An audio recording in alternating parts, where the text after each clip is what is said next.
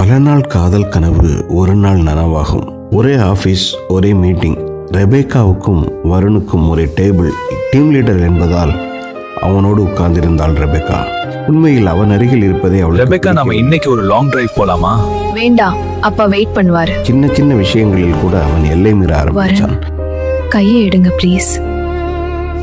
கோபம் இருந்தாலும் பயத்தால் அவள் மௌனமாக இருந்தாள். அப்போதுதான் ஒரு தவறு, அது தவறல்ல, ஒரு சம்பவம். ஜூஸ் அவளுடைய உடம்பில் சிதறியது. அந்த நொடி அவளுக்கு தப்பித்து போக வழி கிடைத்தது. வாஷ்ரூமுக்குள் உடனடியாக சென்று தன்னோட அவமானத்தையும் கண்ணீரையும் கண்ணாடி முன் நின்று அவள் ஐயோ, எப்படி நான் வீட்டுக்கு போவேன்? மேடம், எங்க பாஸ் உங்ககிட்ட இந்த ட்ரெஸ் கொடுக்க சொன்னார். அவளை காப்பாற்றியது ஒரு வெயிட்டர்.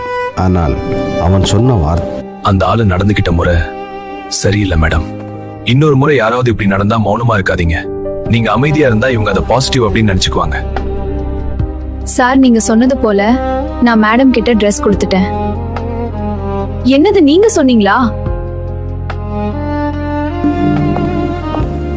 2 நாளைக்கு பிறகு அவள் மீண்டும் அந்த ரெஸ்டாரண்ட்டுக்கு வந்தாள். ஆனால் அங்கே ஒரு ஆச்சரியம் அவளுக்கு காத்திருந்தது. அவன் வெயிட்டர் இல்லை, அந்த ரெஸ்டாரண்ட். நீங்க கொடுத்த ட்ரெஸ்ஸை திருப்பி கொடுக்க வந்தேன். ரெபேக்கா மேடம், இது புது ட்ரெஸ் உங்களுக்கு வாங்கினதுதான். ஆமா, என் பேர் எப்படி உங்களுக்கு தெரியும்? அவன் சொன்ன கடந்த காலம் ரெபேக்காவை அதிர வைத்தது. என்ன, உங்களுக்கு அடையாளம் தெரியலையா? வாமா ரெபேக்கா, யாரம்மா அந்த பையன்? நீ வரதையே பார்த்துட்டு நிக்கிறான். ஒரே காலேஜ், வேற வேற டிபார்ட்மெண்ட். அவளுக்கு தெரியாம அவன் காதல். அவளுடைய அப்பா கேட்ட ஒரே கேள்வி, என் பொண்ணை காப்பாற்ற உனக்கு தகுதி இருக்கா? அந்த கேள்விதான் அவனுடைய வாழ்க்கையை மாற்றிச்சு. ஆமாங்க, சின்ன ஃபாஸ்ட் ஃபுட்டு கடையிலிருந்து இந்த ஒரு பெரிய ரெஸ்டாரண்ட். பணம் இல்லை, அவனோட உண்மையான சொத்து உழைப்பு. ஆமா, ஆர்ஆர் தான் நம்ம ஹோட்டல் தேரு. R for Rebecca and R for Robin. Still I am waiting for you. Rebecca, robin.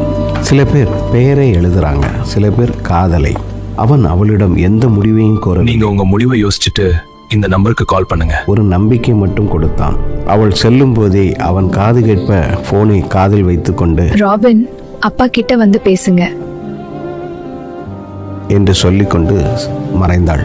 காத்திருப்பு காதலாக மாறும்போது அதற்கு பேர்தான் காத்திருந்த காதல்.